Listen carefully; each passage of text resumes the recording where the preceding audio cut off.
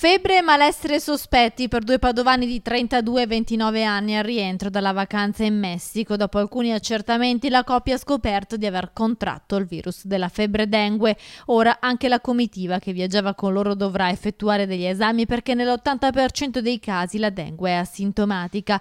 Il ricovero per la coppia non è stato necessario nonostante la febbre alta, ma è scattato subito il protocollo di messa in sicurezza del quartiere di Santa Rita dove vive la coppia. Dopo i sopralluoghi di ieri, questa sera ci sarà la disinfestazione fatta dall'ASL a Santa Rita.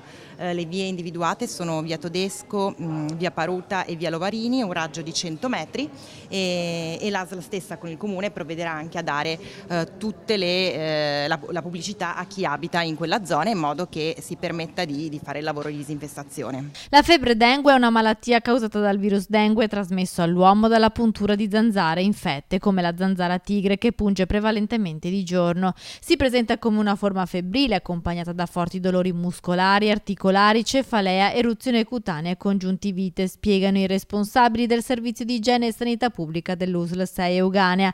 La disinfestazione è necessaria nei luoghi dove sono passati in questi giorni i due ragazzi perché una zanzara, che è appunto una persona infetta, può trasmettere la malattia anche ad altri. In casi come questi il servizio igiene dell'USL dispone lo spargimento di gas adulticida e di prodotti larvicidi nei tombini in un raggio di 100 metri dall'abitazione delle persone infette e poi si prevede l'eliminazione di acque stagnanti proprio come era stato fatto all'Arcella una settimana fa quando una donna rientrata da una vacanza ai Caraibi ha accusato i sintomi della dengue. Non si tratta di un virus che riguarda le nostre zone, ma quando si torna a un viaggio e viene riscontrato questa infezione, comunque ci sono dei protocolli che giustamente si attivano, per fortuna si attivano e appunto già sono stati fatti tutti i sopralluoghi per individuare come procedere.